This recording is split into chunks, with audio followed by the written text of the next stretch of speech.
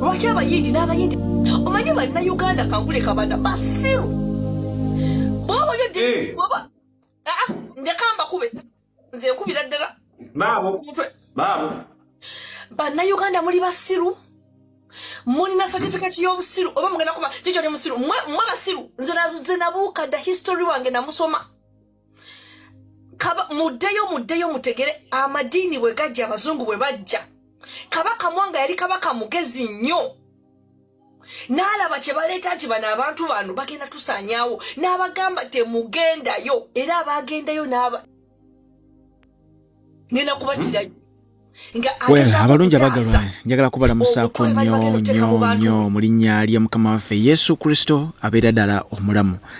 Nebaza Mukama ku lwa mwenna yonna gye muli gye musinzidde yonna gy'oli nga wakkiriza Kristo okubeera omulokozi wo era n'omwatula mu kamwa ko nti ye Mukama. Njagala okwebaza Katonda ku lw'obulamu bwo era njagala okwebaza gwe wenna ali eyo nga wakkiriza Kristo. Okusooka mu byonna njala kutegeeza nti gye tulaga mu maaso awo wayinza okuba nga tewagenda kubeera wangu naye ng'ate era bwe buwanguzi bwaffe. Omwe mutukuvu yadde ayogera nange ng'ali mu kunsomesa ku kye bayita end time church ndowooza maaso awo nja kuba mbasomesa ku kye bayita end time church. Mukama yeebazibwe nnyo. So right now obudde bwe tulimu omubi ali mu kuzimba kye bayita end time church, naye kigenda kubeera kyannaku nnyo eri abamu ku mmwe.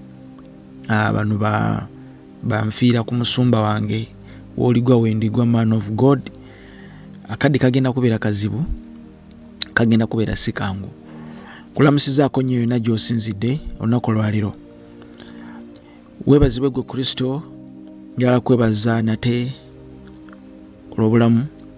Nkwebaza kubanga oli mwesigwa, ekigambo kyo kiramu era kya mazima. Nkwebaza olw'essuubi eddamu lye watuwa ffe kuyitibwa abaana, gwe ekyama ekyali kyakwekebwa dda kakano nga kibikuliddwa. Abantu bano bonna bagenda okuwuliriza programu eno mbateeka mu maaso go obukuumi bwo mu linnya lya Mukama waffe Yesu abeera ddala omulamu. Weebazibwe gwe Mukama in Jesus mighty name. Kakati tugenda kwogera ebigambo bigenda kubeera si bingi olwaleero naye nga kyenzikiriza nti bigenda gassa obulamu bwo. Ebintu bingi nnyo ebiri mu kuhappeninga, ebigambo bingi nnyo ebiri mu kwogerwa mostly mu secular world ne mu kanisa olwaleero. Bw'ogenda ku TikTok, bw'ogenda ku internet, waliwo saturation eriwo, waliwo bagita algorithm oba logarithm, something like that. Flow of content. Omanyi Sitaani ye bw'ati bw'akola ebiseera ebisinga asooka ne yeekalakaasa nnyo ne yeekalakaasa nnyo bamusse bamukubye oluvannyuma wayita ennaku 3 n'azuukira ne bagamba oh wow ddala abadde mwana wa Katonda. So it's happening now also. TikTok ewa algorithm oba logarithm flow of content mu nsi okusinziira bo kye bayaayaanira oba bo kye baagala bo bwe batyo bakola. Kati bw'ogenda ku TikTok olunaku lwaleero flow of content aliko Africans against Christianity. Africans against Christianity. Kati obudde bwabwe bonna babo bateeredde awo, naye abantu bano balina ebibinja byanjawulo naye ebibinja byabwe byonna ebisinga tebikwatagana. Tujja kujja maaso tukireke ekyo. Njagala nkuwa omukyalo ono atandise ne vidiyo yaffe olwaleero ayitibwa Taylor oba Jojo bwerita erinnya, n'omukulu ayitibwa Kabaata. Mbadde saagala nnyo okuyisa mannya gaabwe mu kamwa naye olw'ensonga nti nange binsanga wano abaana ne bantaaginga mu videos nga buno ne babuntaagingamu, kate nange bwe nsirika kiyinza oba oli ate obutabayisa bulungi, oba oli bandyetaaze okuwulira submission yange nange ku nsonga nga zino ezibeera zigenda maaso mu linnya lya Mukama waffe Yesu. Nzikiriza nkubuuzizaako, nzikiriza nsooke nziremu nkuwe full video, nyinza obutagimalayo ninjagadde nkuwe ebigambo by'abawala bano oba omuwala ono byayogera, then tugende maaso mu linnya lya Mukama waffe Yesu abeera ddala omulamu. Maaso awo ngenda kuwa ne Ssenyonjo. Ssenyonjo naye ali eri ayina obubalagaze bwa kasuka ne byonna birungi mu linnya lya Mukama waffe Yesu. Lwaki abantu kansooke mukuwe Ssenyonjo ababeera mu madiini? Why is it that people who are religious mu bidiini ebyo ebyajja ebigwira, in those alien religions that were brought, ediini by'Abawarabu, Abaroma, Abamerika, abaki, religions of the Arabs, Romans, Americans? lwaki bababuulira ekintu ekyekisiru ne mukikkiriza? Why did they teach you something foolish and you believed it? Ne babagamba, They told you, olw'okubanga wafuna eddiini because you got a religion, togezaako kuddayo kumanya nabijja we baazika bakadde bo we bali. don't dare go back to the graveyard where they buried your parents. Babakyayisa okumanya bakadde bamwe gye babaziika gye bali. They made you lose it. Tugenda kujjawo katusooke tumalirize omukulu Kabaata ne Jojo ono mu linnya lya Mukama waffe Yesu abeera omulamu. Tutandike bwe tuti video tugizeeyo. Amen. Omanyi bannayuganda kankule Kabada basiru bw'oboyodde bw'oba ndekamba kube nze nkubira ddala baabo bannayuganda muli basiru, mulina certificate y'obusiru oba mugenda kuba kikyo ne musiru mwe basiru. Nze nabuuka dda history wange namusoma. Muddeyo mutegere amadiini bwe gajja, abazungu bwe bajja. Kabaka Mwanga yali kabaka mugezi nnyo. N'alaba kye baleeta nti bano abantu bano bagenda tusaanyaawo, n'abagamba temugendayo. Era abagendayo gwe nkwatira mu ebyo bimissionary mugenza kusoma madiini ngenda kubattirayo nga agezaako kutaasa obutwa bali bagenda oteeka mu bantu bwe. Naye era omusajja watu yalwana bamene kuteeka butwa mu mitwe gy'abantu naye abawamba tutire butwa babo bateekamu. Kabaka Mwanga yalwana. Ama bano buli atwasamirako ng'obulokinga buloko button ya bwerere. Buli atwasamirako ng'obulokinga block these motherfuckers. Bush. Block them. Nze kambasomesa history gwe mutasoma oba yo page ya history bagisalamu ne basomesako ebirala.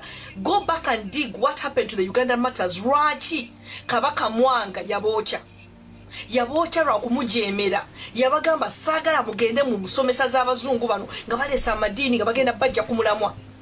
And guess what happened? Abantu bennyininyini be baawa ekibonerezo eky'obujeemu, mwembuzi mmwe mubalamaga mubawa respect nti ba matters. Abo abantu baali bajeemu, obedient people.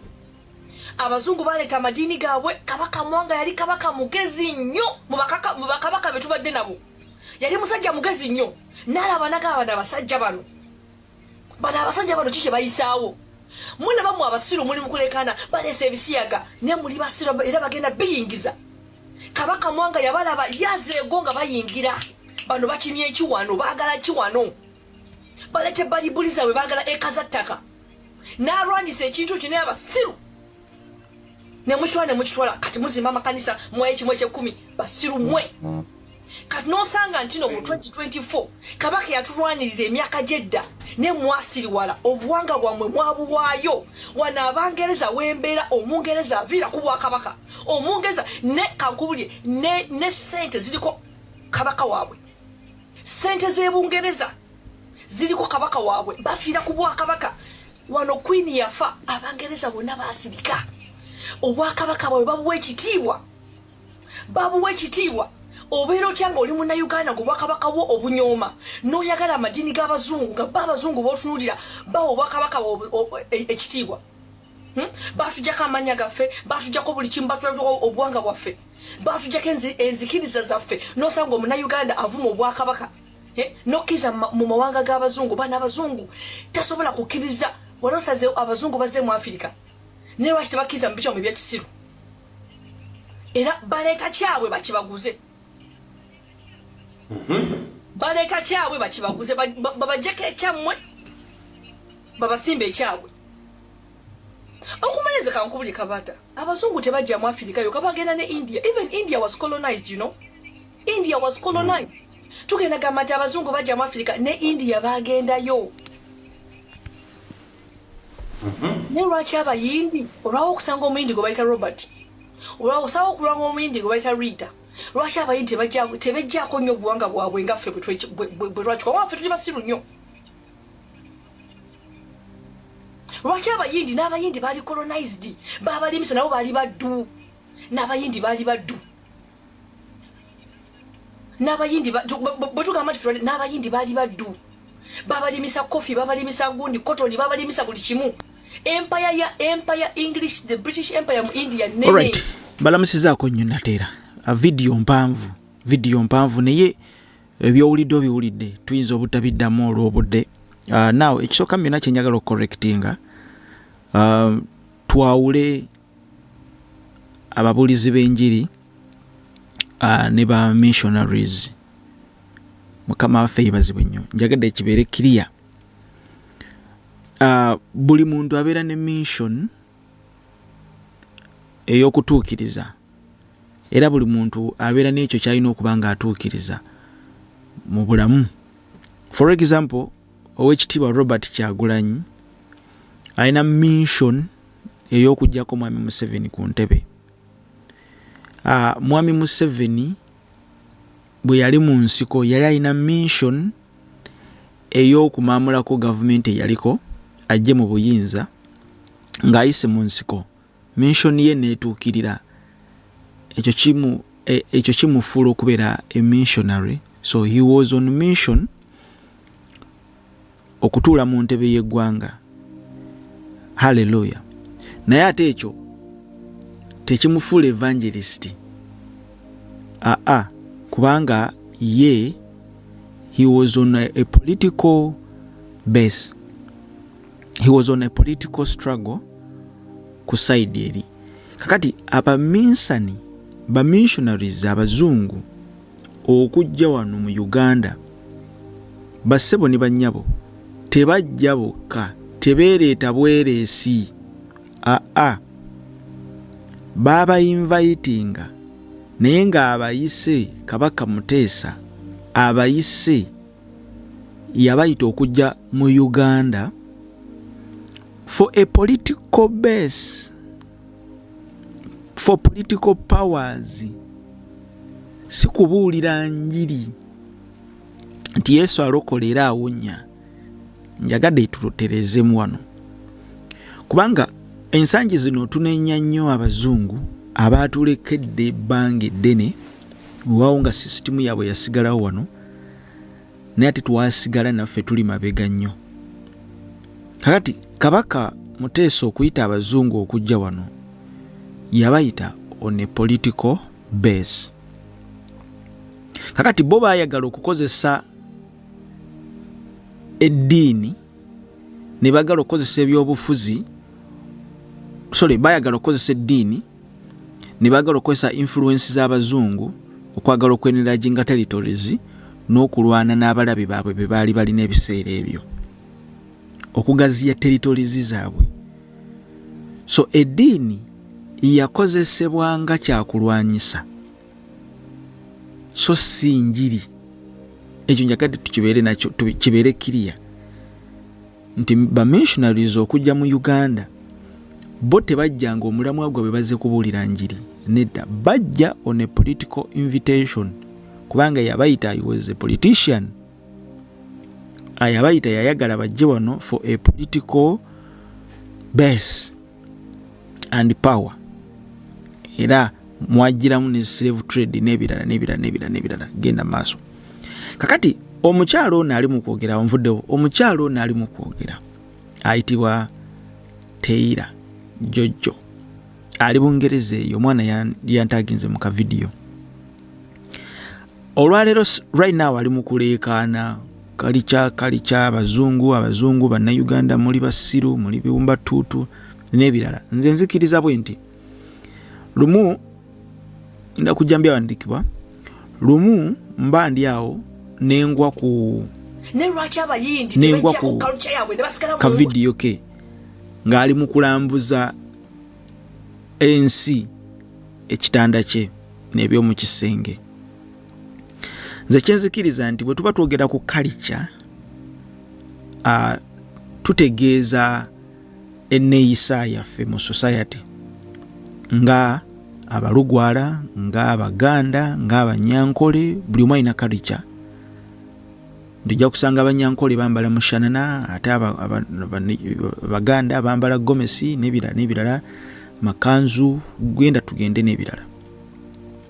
Naye ate obuwangwa bwaffe, culture yaffe, eby'omu kisenge biba byekusifu. So kitegeeza nti olwaleero bw'obanga osobola okutwala obudde n'olaga eby'omu kisenge byo, n'olaga ekitanda kyo, n'okunama, n'olaga ebisambi, nga ggwe omwana ow'obuwala omukyala agamba ndi muganda era nwanirira era abazungu bajja wano ne batusiriwaza, naye nga right now ate oli mu bazungu, wafumbirwa muzungu.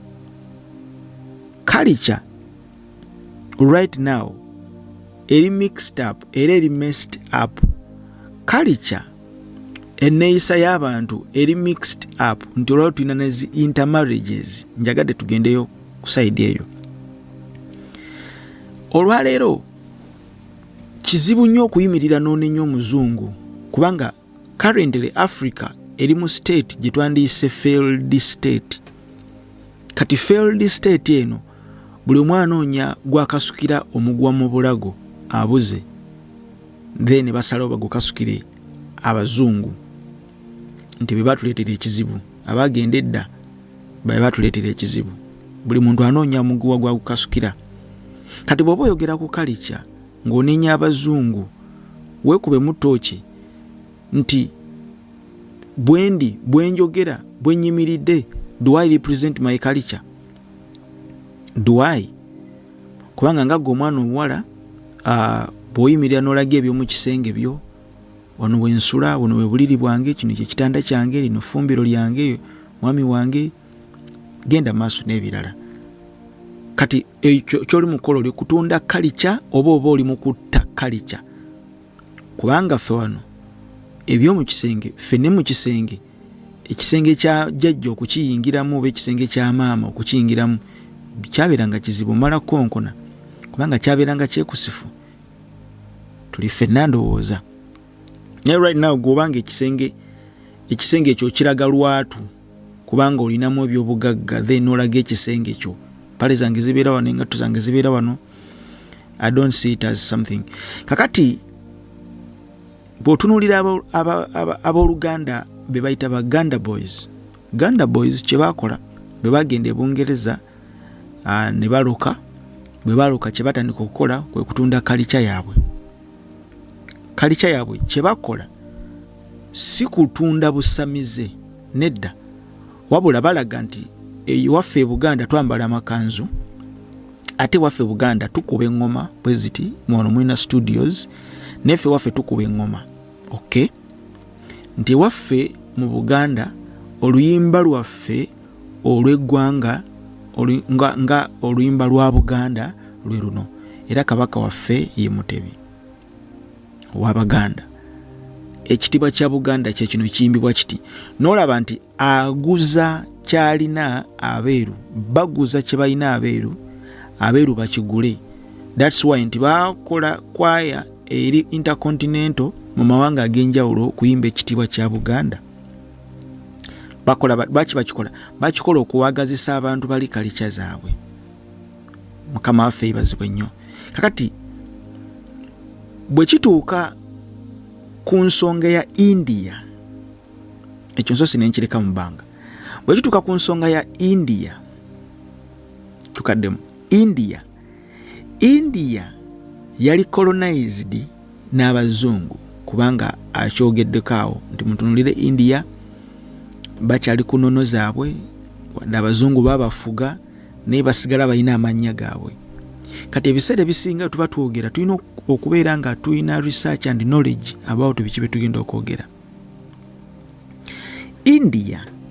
India ekaringa second largest population ey'abantu mu ggwanga lyabwe, ndowooza over 26 million. That was the last census mu mwaka 2000, ndowooza mu long time back. Ndowooza yali 4 bayinza okuba bayingira nga mu 30 million plus something nga bano bakristaayo,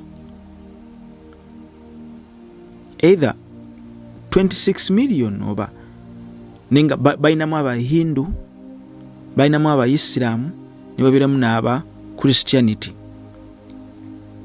Ezo enzikiriza ziri 3, abahindu ne mubeeramu aba Christianity, ne mubeeramu n'abasiraamu.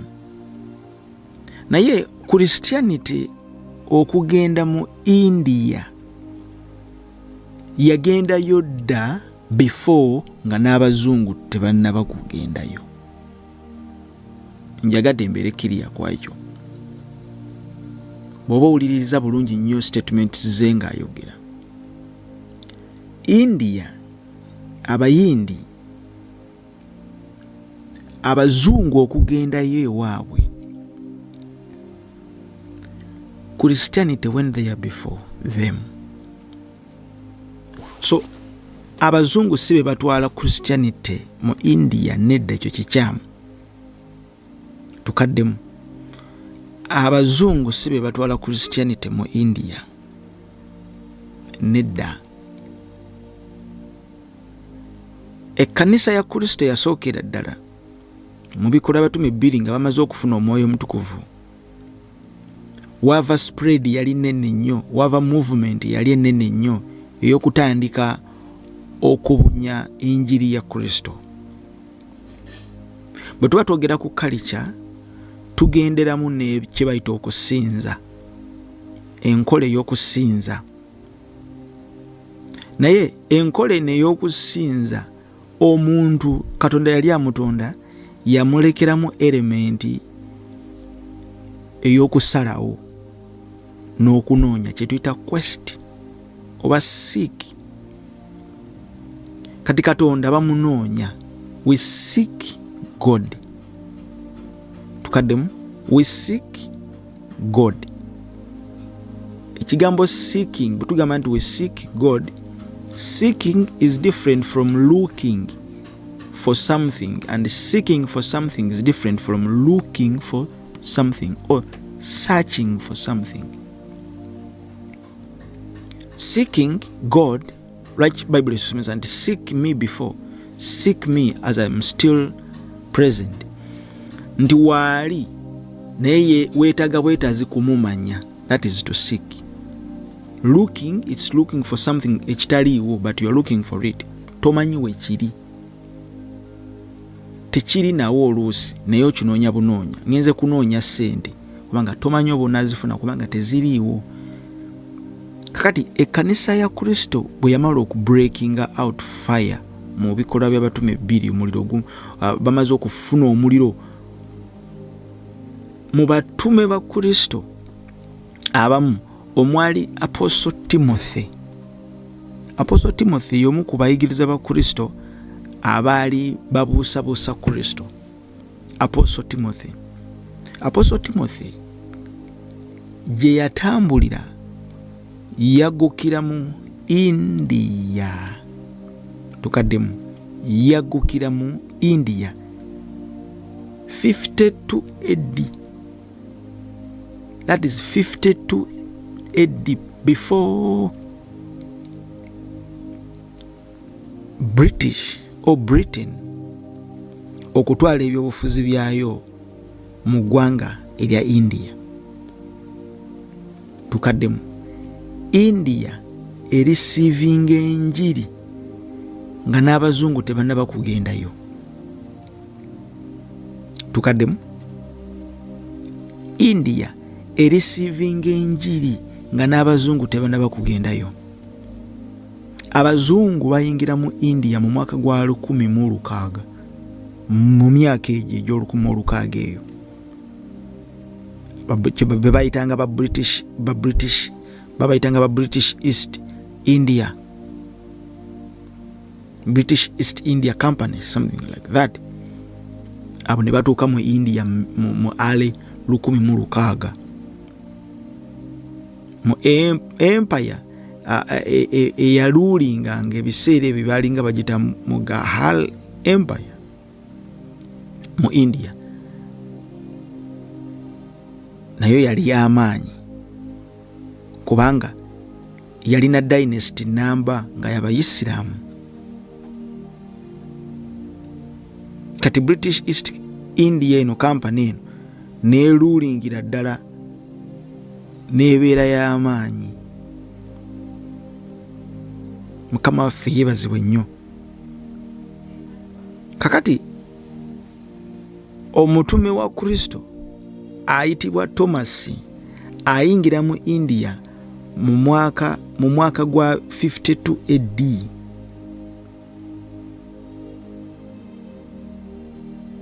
Mu Malabari region oba olwaliro gye bayita Kerala. This is a historical facts. Yatambuliranga mu bitundu omwali Mayelopol oba olwaliro gye bayita Chennai, India. Mukama waffe yeebazibwe nnyo. That's why nti bw'ogenda mu Bayindi eyo waliyo be bayita ba Thomas Christians. Ba Thomas Christians abo be baasooka okureceivinga enjiri, era bayinza okuba nga be ba Christians abakyasinza okubeera abakadde mu ggwanga abeera abali staunch mu ggwanga erya India. Oldest followers balina mu paati eyo nga bonawulira nti waliyo ba Christians oba ba Pentecostals. Kati bano ba Thomas Christians abo be bareceivinga ddala enjiri eri ey'omuliro. Mukama yeebazibwe nnyo. Thomas Bible tusomesa mu kitabo ekitibwa ekya Matayo dukako nange. Okay, Matayo 10:3 mbalage ku Thomas ono. Bible esomesa Filipo ne Bartolomayo, Thomas ne Matayo omuwooza, Yakobo omwana wa Alfayo ne Sadayo. So Thomas bebamu bw'ogenda ku lunyiriro lwokubiri Bible esomesa abatuma abo 12 amannya gaabwe ge gano. Eyasooka ye Simoni ayitibwa Petero ne Andereya muganda wa Yakobo mwana wa Zebedayo ne Yokaana muganda we. Olwokusatu ne lugamba Filipo ne Bartolomayo, Thomas. Kati Thomas oyo enjiri ng'emaze okubikkulibwa be basookera ddala okugenda mu India. Nga bw'olaba nti Africa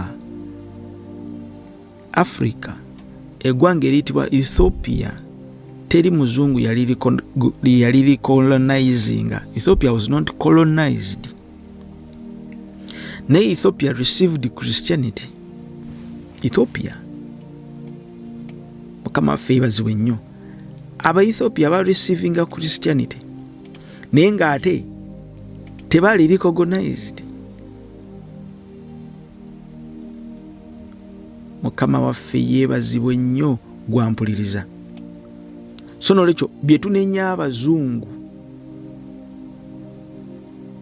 birala ensobi zaffe twagala kuzizza ku bazungu. Batwetera ebidiini byabwe wano bakola biki byonna bye tuli mu kwogera.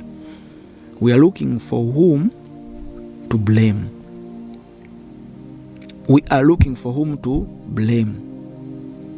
Almost amawanga ga Africa gonna gali mu kucomplaininga, naye amawanga gali mu kucomplaininga ge mawanga g'abaddugavu. Nigeria, Ghana, Uganda be bakyasinzeemu lino effujjo lino erigenda mu maaso. Why? Because we are filthy, lazy people. Bannayuganda baagala ebintu ebyamangu, banoonyeza obugagga bubuze. That's why abamu batandise genda mu misambwa na mayembe babawa obugagga. kati obusungu bungi tutunulira failures zaffe tunoonya abantu betuzitikka. Njagadde okukiriyalinga ekintu kino ku India erina abalokole nga balina amannya agaabwe abayindi naye nga bagakyusa bukyusa mu nnimi zaabwe naye nga mazungu oba ganono zaabwe ng'abayindi naye nga bagateeka mu mannya gaabwe mu lulimi lwabwe. Tugambe otusanga omuntu ono tulina wano bakimuli. Kimuli kitegeeza ki mu Luganda? Mu Luzungu flower. Kwata kimuli kikyuso kite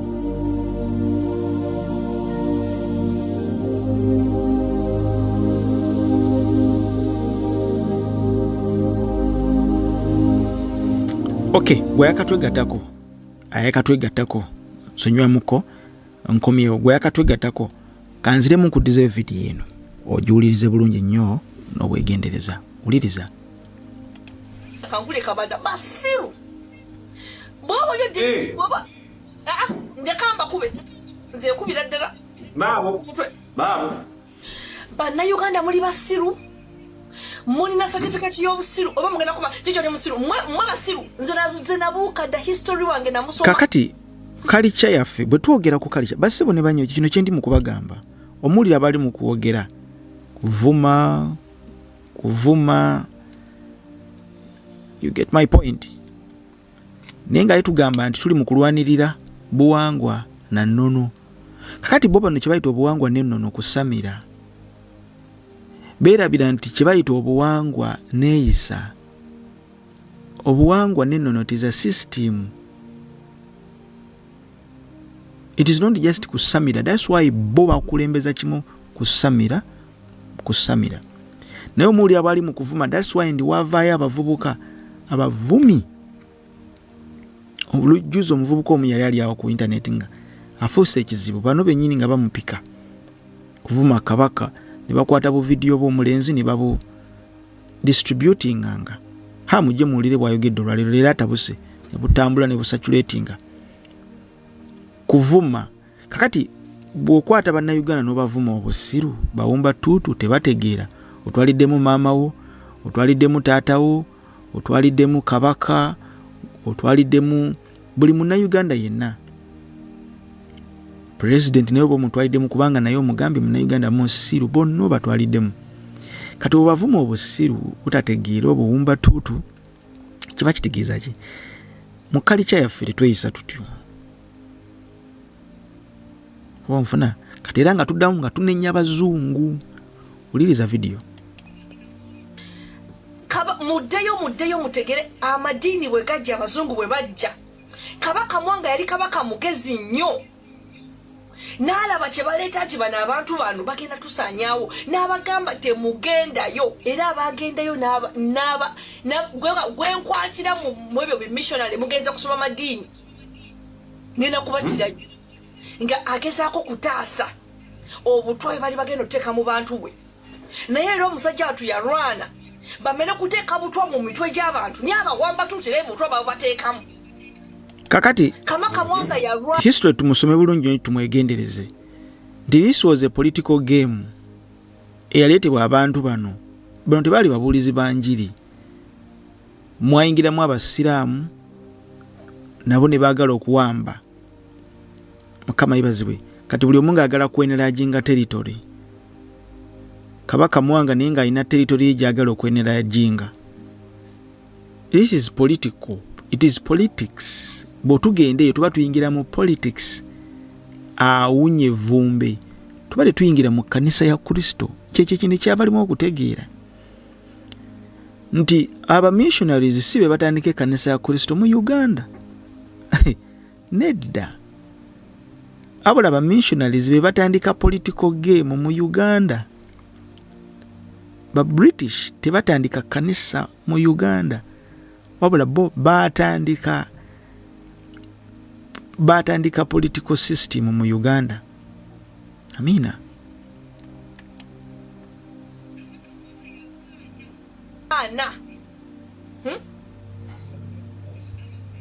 ama bano buli atwasamirako ng'obulokinga buloko batoni ya bwerere buli atwasamirako ng'obulokinga block these motherfuckers broke this biki byayogedde awo luzungu lungi nnyo bullshit n'asooza n'okusooza.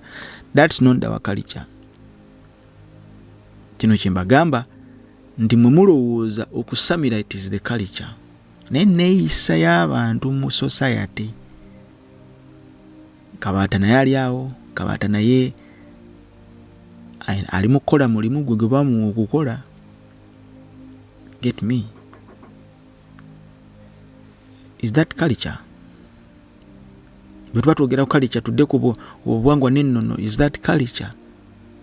N'olya n'ejjumba aligaweesa naye kennyini ng'ali ku bantu abayisaamu amaaso. Kati bwe kituuka ne ku jjumba tugendewo katono. Jjumba naye yava emabegakaawo n'alonda kye bayita council ye high council, yagita na high council, yakozesa na lulimi luzungu, yakozesa high council, agita high council ekulembera obuwangwa n'ennono mu Uganda. Nti kati ye yakulembera obuwangwa n'ennono mu Uganda. Naye high council nayo nerikoti bonna abaliko Baganda, tekuliko Munyankole, tekuliko Mukiga, tekuliko Mugundi, mu Masaaba, bonna abaliko Baganda, tekuliko mu Japadola, tekuliko mu Karamoja. High council neriko Baganda. Tukaddemu high council yonna eriko Baganda. Kati nga yo yagamba nti nze nkulembera obuwangwa n'ennono mu Uganda. Era nze nkulembera enzikiriza ya tondizimu. Tondizimu faith akakiiko konna akaliko high council bonna Baganda. Ntegerekese kiringa unalengera president mu parliament nabeera nga yakyasinza okubeeramu ne sitting MPs nga bonna bava ku ludda lwe. Bonfuna ndowooza waliwo ekibuuzo awo nkikulekedde wuliriza. Bwe mutasoma oba yo page ya history bagisalamu ne basomesako ebirala. Go back and dig what happened to the Uganda matters. Lwaki Kabaka Mwanga yaboocha lwa kumujemera, yabagamba saagala mugende mu musomesa z'abazungu bano nga baleesa amadini nga bagenda bajja kumulamwa. And guess what happened? Abantu bennyini be baawa ekibonerezo eky'obujeemu mwembuzi mmwe mubalamaga mubawa respect nti ba matters. Abo abantu bali bajeemu, obedient people. Abazungu baleeta amadini gaabwe. Kabaka Mwanga yali kabaka mugezi nnyo mu bakabaka be tubadde nabo. Kakati abantu bali bajeemu n'agamba nti obedient people.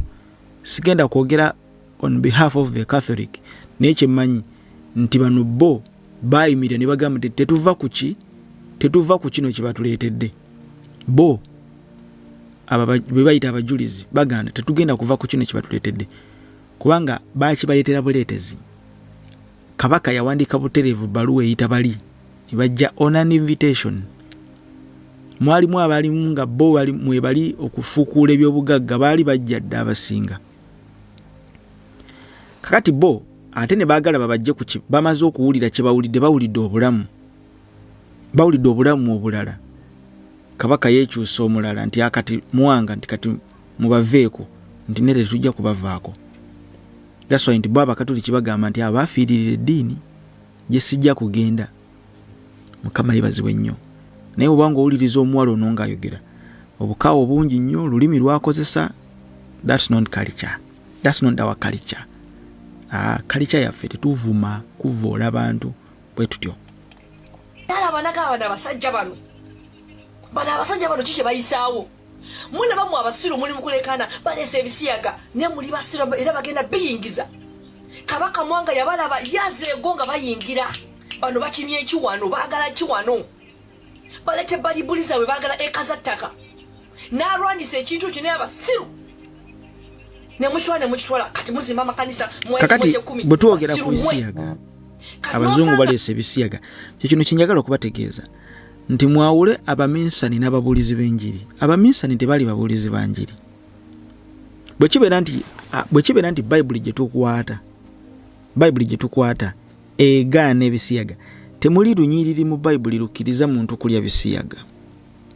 Terulimu. temuli lunyiriri mu Bible lukkiriza muntu kulya bisiyaga. Naye ate kijja kityanga abazungu bali ebisiyaga ate ne babitambuza. Ebisiyaga tebitandikira ku bazungu. Eno agenda ya sitaani. Kati bo ekintu bano abantu kye balina bonna abasamize ne bana abawala bemulaba bano.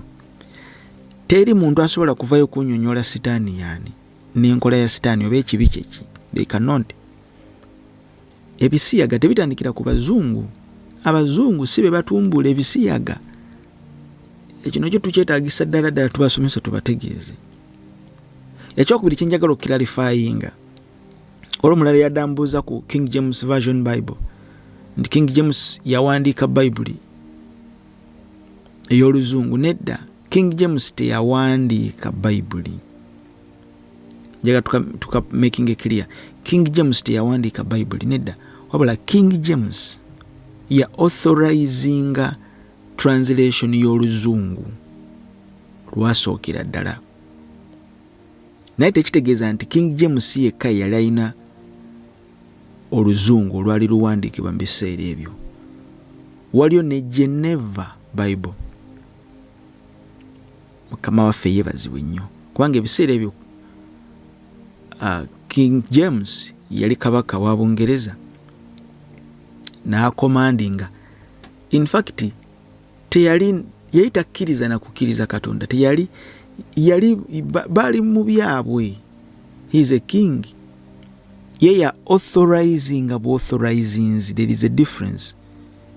That's why bobikula ebitabo ebyo bajja kulaga authorized translation. King James authorized. Lwaki bagamba authorized? Yabalagira, okay, go on. Tugikyuse Bible tugize mu lulimi oluzungu nti nzikiriza. Nga bwe tunabeera ndugana kati kabaka ne bamuwandikira ebbaluwa ow'ebugwere. Ne bamusaba owaayi tuze Bible eno mu lulimi olugwere. Nakkiriza nti kale mugitranslating. Naye teyatranslatinga kabaka yenga ye. Yaliwo Bible mu nnimi endala, naye it was a request upon to translate it. So now authorizing nadekako seal, translate it. That's why in the versions ezisinga ziri enkadde za King James ziriko seal ya King James. Tugende maaso. Antino mu 2024 kabaka yatulwanirira emyaka jedda ne mwasiri wala obuwanga bwamwe mwabuwaayo wana Abangereza wembeera Omungereza avira ku Bwakabaka Omungereza ne kankubulye ne sente ziriko kabaka waabwe sente z'Ebungereza ziriko kabaka waabwe. Kati obuwangwa bwamwe mwabuwaayo kiki kyagezaako okunyonyola? Twetaaga knowledge wano ne tulema kwogera bwogezi bwafa kubanga tulina aba followers. Batwagala kola linnya nti tuogedde.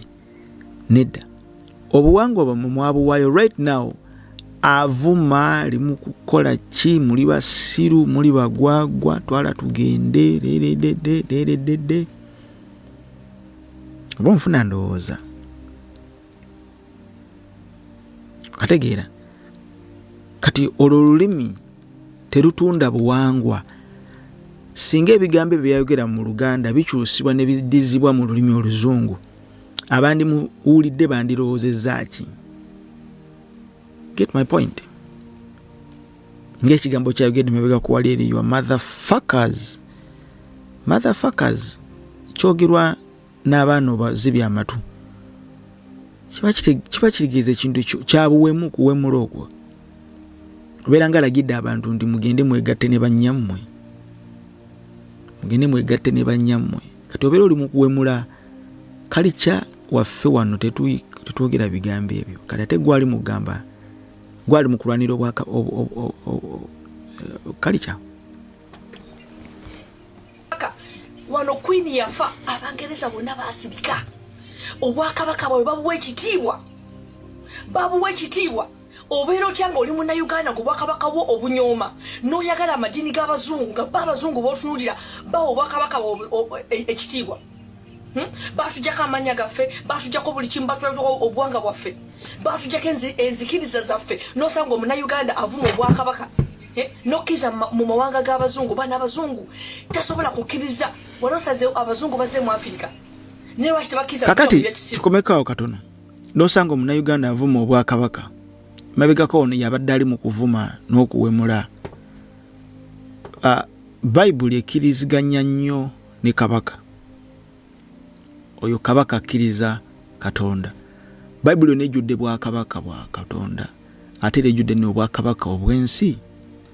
So Bayibuli terina we rejectingira bwakabaka. Kubanga Katonda akozesa bakabaka. Bayibuli esomesa nti omutima gwa kabaka guli mu mukono gwe. Omutima gwa kabaka guli mu mukono gwe. Bayibuli ekkiriziganya nnyo ne bakabaka. Singa kabaka oyo abeera atambula ne Mukama, ne waba tatambula na Mukama, ne Katonda assaamu ekitiibwa kabaka than president kabaka. So Bayibuli terina weekubira kabaka. Obwo nabo butamanya timuli mu madiini musazeewo kutyoboola kabaka wammwe olw'amadiini g'Abazungu. Nze Bayibuli gye nkwata tenzikiriza kutyoboola kabaka. Wabula Katonda ayogera nnyo ne bakabaka. Mukama waffe yeebazibwe nnyo gwali yampuliriza, kubanga Katonda atambulira nnyo mu bwakabaka. Haleluya. Wano juzi wano mwa bali mu kutambuza obutambi bw'omusajja yali ayimiridde ng'ali mu kuvuma kabaka. Ne mu butambuza nnyo bakabaata abo. Haleluya. Era baleeta kyabwe bakibaguze. Baleeta kyabwe bakibaguze babajjeko ekyammwe babasimba ekyabwe. Okumanyiriza kankubuli kabata. Abazungu tebajja mu Afrika yo kabagenda ne India. Even India was colonized, you know. India was colonized. Tugenda gamba nti abazungu bajja mu Afrika ne India bagendayo. Ne lwaki abayindi olwawo okusanga omuyindi gwe bayita Robert, olwawo osawo okulwanga omuyindi gwe bayita Rita, lwaki abayindi tebejjaako nnyo obuwanga bwabwe nga ffe bwe lwatuka waffe tuli basiru nnyo. Lwaki abayindi n'abayindi baali colonized, baabalimisa nabo baali baddu, n'abayindi baali baddu. Okay, kale tugenda mukomyawo ejjojo. India naye yali colonized. Lwaki abayindi tebejjako obuwangwa bwabwe n'ebirala basigaza amannya gaabwe. Njagala okutegeeza nga before inakutegeezeza mu kitundu kyasookere ddala nti India yali colonized by British, but before India to be colonized by the British, nga bazungu tebanabana kugenda already ng'enjiri yagendayo dda. Nkutegeezezza soma history nga tonnaba kwogera ojja swala. 52 AD abazungu bagenda. 52 AD Apostle Thomas ayingira India n'atwalayo enjiri era bamuttira India mu Maliope. Apostle Timothy. Kati lwaki abayindi nti tebalina mannya g'abazungu? Gye bali abalina amannya g'abazungu ate amannya gaabwe boogera amannya gaabwe bwe tugazza mu nnimi eza wano ez'ennyangu ennyo n'enzungu galina kye gategeeza. Tugambe gali derived nga bonawulira nti omuntu we bamuyita kimuli kizze mu Luganda flower, kanabo balina amannya gaabwe ago galina alphabets empanvu naye nga bwegakyusa n'ogazza mu Luzungu. For example, kiringa erinnya lye bayita John. Mpuli abamu bagamba John kitegeeza toilet, John kitegeeza toilet. John tekitegeeza toilet. Mukama ibazwe tujja kujjayo maaso eyo. Kakati ono Jojo Taylor tumumaliriza. Ndowooza I've clarified that India ya colonizingibwa bazungu n'amawanga amalala agaagobwa mu bwangu, naye India 52 AD nga n'omuzungu tannaba kulinnyayo. India baali balina already enjiri. 52 AD Apostle Timothy yagendayo n'abuulira enjiri. That's why bw'ogenda mu India oba n'obuuza abayindi abali mu bitundu bya Kerala, wali aba Christians be bayita ba Thomas Christians. Tukikomezaawo, Ssenyonjo alina kyayogera wano tumuwulirize linnya lya Mukama waffe Yesu. Oboolyawo tumalirize noono. Lwaki abantu ababeera mu madiini Why is it that people who are religious mu bidiini ebyo ebyajja ebigwira in those alien religions that were brought, idiini by'Abawarabu, Abaroma, Abamerika, abaki, religions of the Arabs, Romans, Americans, lwaki baababuulira ekintu ekyekisiru ne mukikkiriza? why did they teach you something foolish and you believed it? Ne babagamba They told you, olw'okubanga wafuna eddiini because you got a religion, togezaako kuddayo kumanya na bijja we baazika bakadde bo we bali. don't dare go back to the graveyard where they buried your parents. Baabakyayisa okumanya bakadde bammwe gye baabaziika gye bali. They made you lose interest in knowing where your parents were buried. Olw'okubanga walokoka nnyo kati ne kitaawo gye baamuziika oyo kasasiro teweetaaga kumanya. Because you're staunch safety, you don't want to know where your father was buried anymore. Jjajjaawo teweetaaga kumanya. You don't want to know about your grandfather or mother. N'olyoka obaleka bonna ne bamerako emisambya n'emituba. Then you don't even kakati, bother to know the status of their graves. Emirandira ne gibayitamu. Kakati Bible etusomesa mu kitabo ekiyitibwa ekya Isaaya 8:19. Bible esomesa era bwe babagambanga nti mubuuze abo abaliko emizimu n'abafumu abaliira ng'ennyonyi era abajjoboja, eggwanga tekirigwanira kubuuza Katonda waabwe. Eggwanga tekirigwanira kubuuza Katonda waabwe. Ebigambo by'abalamu bandibibuuziza bafu. And when they shall say unto you, seek unto them that have familiar spirits, and unto wizards that peep, and that matter, should not a people seek unto their God, for the living to the dead? For the living to the dead. Ebyabalamu bandibibuuziza bafu. Should not the people seek? Kakali kenagwe mu kusooka nti we seek God. Katonda bamunoonya bunoonya. We seek. Seeking kyawukana ne looking. We don't look for God, but we seek for God. Why we do seek? It's because wali niye wetaga kumutegeera. That's why nti Katonda wa Bible yakontana nnyo ne ba wizards. Katonda wa Bible yakontana nnyo n'enzikiriza y'obusamize. Kakati kye bayita necromancy oba necromancer y'omuntu agenda okubuuza emizimu. Nayogera ne maama wange ne taata wange bakimanyi bulungi nnyo. We mufiira we muti we mukoma. Why? Kubanga Ecclesiastes 9:5 ekitabo eky'omubuulizi 9:5 wangi 9:5 omubuulizi 9:5 atugamba atya? 9:5 agamba kubanga abalamu bamanyi nga balifa naye abafu tebaliiko kye bamanyi, so nga tebakyalina mpeera kubanga ekijjukizo kyabwe kyerabirwa. For the living know that they shall die, but the dead know not anything. Omufu talina kyamanyi. Neither have they any more a reward, for the memory of them is forgotten. Kati omuntu yenna kasitambala nga amaze okufa bw'ati, fayiro egaddwawo. Abatakyasobola kutuula ku lujjuliro okulya mmere. Bible kyeva esomesa nti tebaliko kye bamanyi. Why? They are no longer taking decision in your life.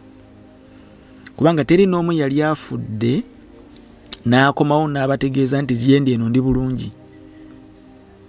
Buli muntu afa agenda na busungu olw'ensonga nti gyali tawulirirayo mirembe. Akomawo akolima, mugende munnimeko omuddo gunziseeko. Akomawo atugabutuzi bantu nti ekituli ky'emmese wali eri mmesi yasimye ekituli endi eno eri mu kunnuma olugezigezi. Nagamba bamuzeeyi bange we mufiira bwe muti amalalo gammwe wali ngalaba muba temukyalima maama oba ogenze.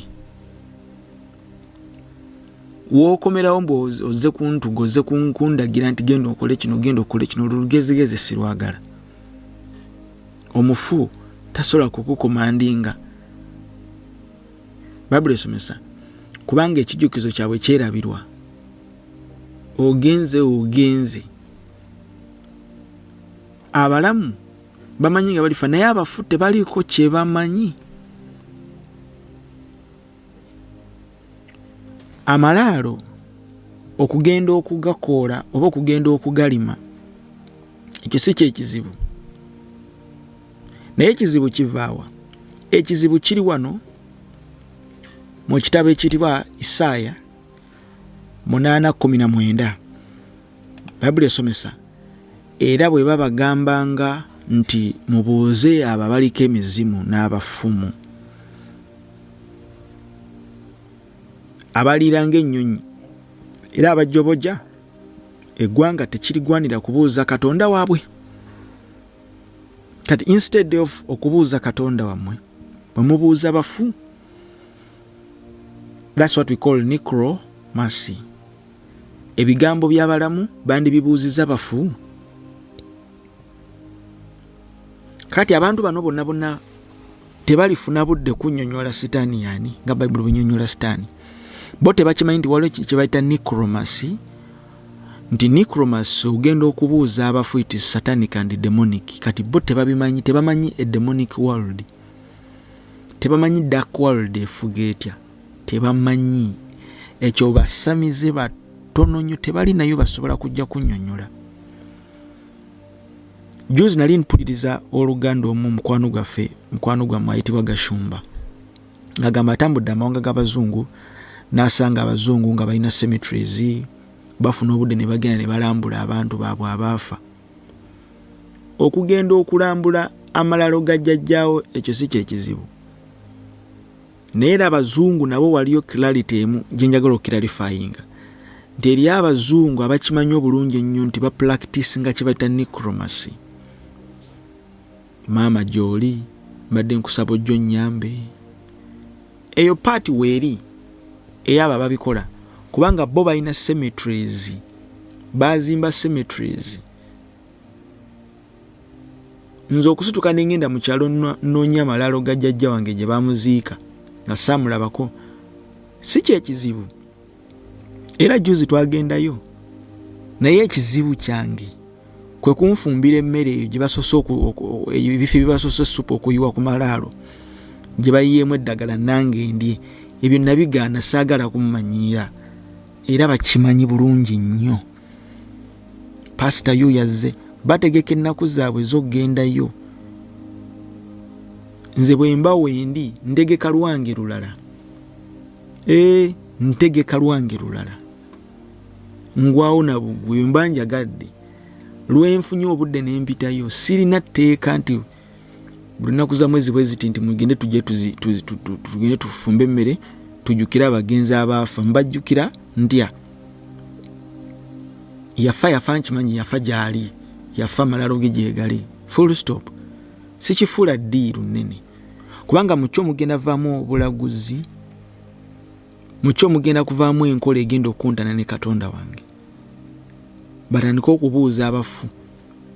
Edda nabalabanga nga ssebo wange fujje libeeraawo netuna gye twabeeranga eyo ne tulambula abooluganda twabasanga bali mu kufumba bitobero bya mmere ku bafu abaafa. Batandika okuyita emizimu gyabwe naye nga kibooka eri wali evuga, omulala ali mu kitooke bali mu mutuga. Lwaki mukuta ebibumba ne mubiwa gundi? Lwaki mukuta amagulu gende ne mugawa gundi? Talina kugali oyo yakola bw'ati ali wali bamutuga ebyovu bijja amalusu gavaayo mu kamwa. Kati nze Nicholas mbeere mu katembo oyo tekisoboka ne woba oyagala, tebakulimba. Abalokole tebagaana bantu kugenda kulambula malaalo. In fact ne Ssenyonje kanisa weeri awo tomanyi oba waliwo amalalo g'abantu ge basengulawo.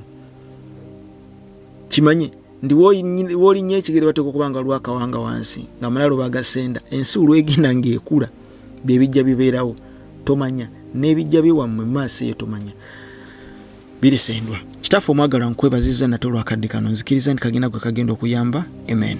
mweraba mukama bankumire abasiba amaanyi goyina alokoka nga wakkiriza Kristo kusabye nywera abeera omulamu nkwebaza olwa abantu bano banyweza mu kigambo kyo nga oli mulamu era oli mwesigwa nze nkulabyeko ng'okola era ogeddeko nange nemanya nga gw'oli Katonda omu ow'amazima ensi erina bakatonda bangi omuwendo gwabwe sinza gumalayo naye eriyo Katonda ensi erina bakabaka bangi naye eriyo kabaka asinga bakabaka nkwebaza ggwe Kristo nkwebaza olw'ekibiina kino na buli muntu alina agenda okuwuliriza n'oyo agenda okugabanyako ne munne okusharinga mukwano gwange era n'abasubscribing nga tetubalagidde nkwebaza wala n'abafollowing nga tubalagidde bawa omukisa Jesus mighty name amen protection bye bye